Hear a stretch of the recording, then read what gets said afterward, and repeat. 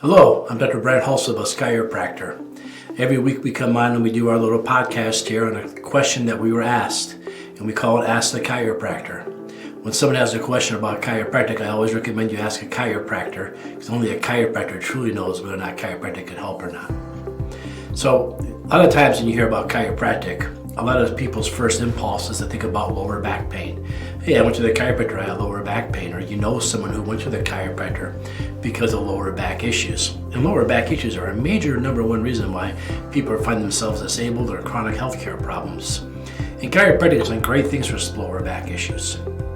But today I want to talk about the second most common reason you maybe heard someone go to the chiropractor, and that's ongoing neck pain. I have neck pain, I can't turn my head, I have acute pain right here in the base of my neck, I have this agonizing pain back here. We hear it all the time.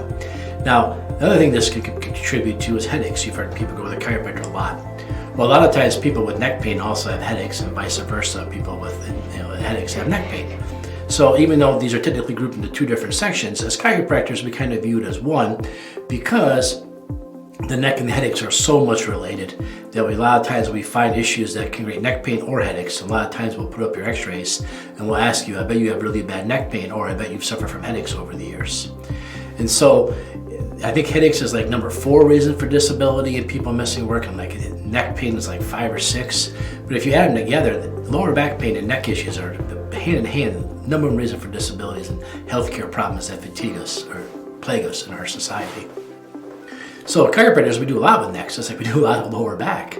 Chiropractic adjustments to the neck have been going on since the beginning of chiropractic. Actually, that's one of the first adjustments that was ever given. But a lot of people want to know, I go in and get my neck done. I know my neck hurts like crazy. What's the chiropractor going to do? Well, our clinic has been open since 1949. And so we've seen a lot of different things over the years. We've had lots of clinical experience, just being that we're almost 70 years old, 75 years old.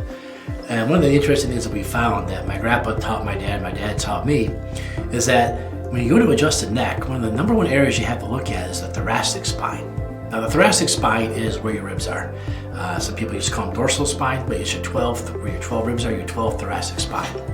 And today we've learned is that the neck muscles themselves come down, and they go all the way down to about the 5th thoracic, all the way down, almost halfway down the entire thoracic spine.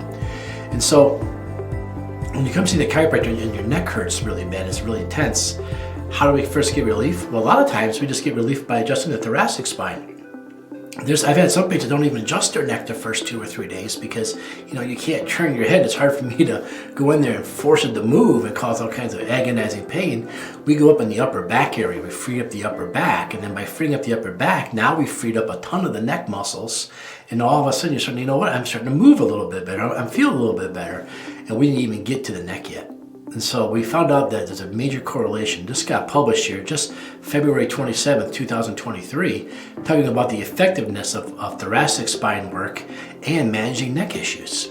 So this just got PubMed indexed. You know me, I love my PubMed articles. If you don't know what PubMed is one of the highest gold standard research that's going through the most peer reviews to make sure this is a real thing. So this is a systematic review of the meta-analysis of randomized controlled trials, meaning that the authors took a whole bunch of different studies and they put them all together. They found these studies to see what's going on, what's the correlation here. They figured out there's a huge success rate when you get your upper back adjusted to go along with your neck pain.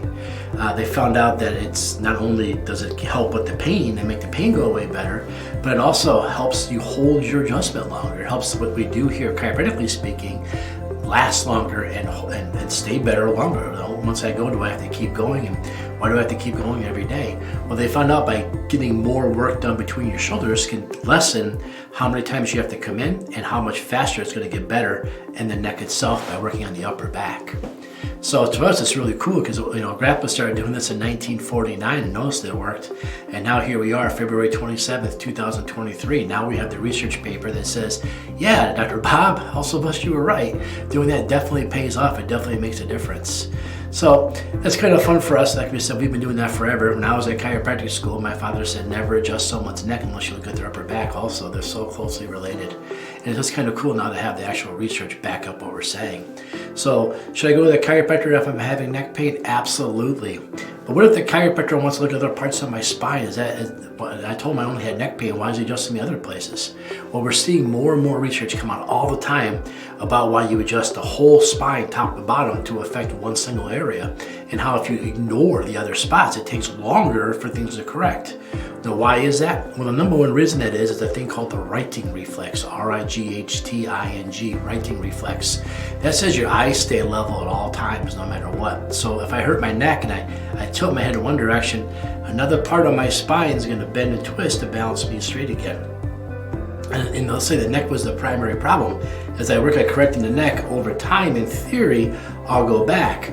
But if the neck wasn't the original issue, let's say the lower back was the issue, and then my neck turned like this, and I felt the neck pain before I felt the lower back, and you fix my neck, what happens? It just keeps going right back because the cause of the problem was somewhere else. So here in our office, we don't gamble. We adjust everyone that needs to be adjusted. So if we find a C5 that needs to be adjusted, causing you neck pain, we adjust that. If we find a T3 that needs to be adjusted, that can directly relate back to your neck pain, we adjust that too. And if we see an L2 all the way down your lower back that needs to be adjusted, we adjust that too, because we don't know if that's part of the righting reflex or not. So we adjust everything we see. So when you go to the chiropractor, you should have more than one level adjusted, because typically, now I'm talking not 100% of the time, but typically what we see is that there's always going to be two issues in the spine at least, because you have the one that's caused the issue and the one that's counter twisting the spine to balance the issue out. Now, what happens if you don't do this? One, well, if they guess wrong, which was a primary, you're going to continue to have the discomfort. And two, let's say we ignore the one. We only take care of the one. We just keep fighting it. Well, over time, the body adapts and changes, and the vertebrae can actually change their shape and size for the stress that's put on them. That's called wolf law, wolf like the dog. So what happens is the vertebrae will actually start to decrease its shape to deal with the extra stresses that's been put on it, and the bone will remodel and restructure itself, therefore making it almost impossible for it to go back to normal shape without a tremendous amount of time in rehab, which in the same time, as long as that bottom one's off, continuing to change because of Wolf's Law, you continue to keep the same force on your neck. So we ignored your lower back. We did not adjust your whole spine. We only adjusted a couple areas. And now what's happening is because you didn't get the whole spine adjusted, the rest of the spine keeps fighting back, and the reason you came in, the only spot you wanted to get adjusted, the adjustment's not working because the other spot's pulling it out all the time. This is why we have to adjust everything. When I have a patient that comes tells me, hey, I only want you to adjust here and here, don't look anywhere else, I just basically tell them, I'll do that, right? I'll do that, but don't ever tell someone chiropractic doesn't work because you didn't give chiropractic a chance to work because you cut it off short. So therefore, don't blame my profession or blame me as a chiropractor. Reality is we have to look at your entire back in order to fix problems, just the way the spine works.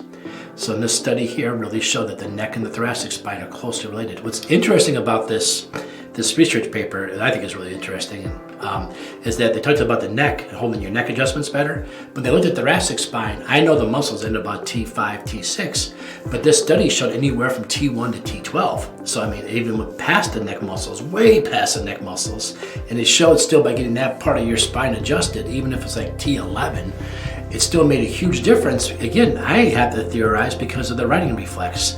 You know, if I get a T11 off, my neck's going to go the other way to balance me off. Even though my upper thoracics, my T1 through 5 move good, if I left that T11 there, I'm going to keep having issues. So to me, it's a really interesting article about how the spine is very dynamic and all works in one giant thing together. And that's how you have to treat the spine, and literally treat the spine in order to get it better by getting your chiropractic adjustments and have the chiropractor look at your entire spine from C1 down to your sacrum and make sure the entire spine is functioning right, regardless of what you came in for. Because by not looking at the entire spine, we're going to miss part of it. You're not going to get the results you wanted or that you came in for, and you're not going to be happy at the end of the day. And so that's why chiropractors look at your whole spine. So is this exciting research? Well, it is to me. I think it's really cool.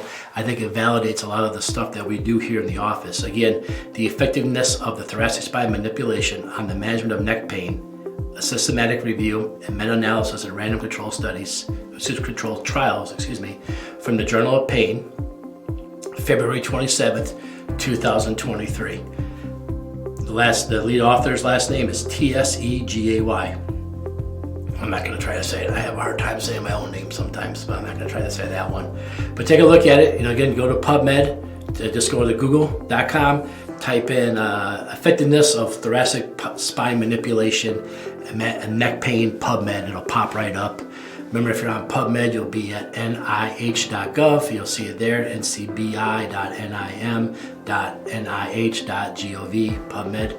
It's all there. Take a look at it. PubMed's the gold standard of medical research. Whenever I meet with other healthcare providers, we quote PubMed articles so we both know what we're talking about. All right, everybody, so neck pain, some new stuff that came out on neck pain that chiropractors use all the time that we already know about, which is pretty cool now to see it everywhere else. Just sharing the research with you and why your chiropractor, when you come in with neck pain, spends so much time with you laying on your stomach looking at your upper back. I hope that answered the question of the week. Why does my chiropractor adjust more than one area that I complain about? I think this research paper sums it up. If you have a question for the chiropractor, go ahead and leave me a comment below, shoot me a direct message, go to my website, rockforddc.com, rockforddc.com. Shoot me a message there. Maybe next time you watch or listen to this video, you'll be the question of the week. By the way, this video is posted everywhere. We post it on LinkedIn, we post it on Facebook, YouTube, we post it on, we have a podcast. You can listen to this anywhere you want to. If you're in the car and you want to listen to my voice, I guess, take a look at us anywhere you listen to your podcast. We list it everywhere, Apple Podcast, Spotify, everywhere. So take a look for it. Other than that, stay healthy, stay strong, and remember, if you have a question about chiropractic, don't ask anybody else, ask a chiropractor. Thanks, everybody.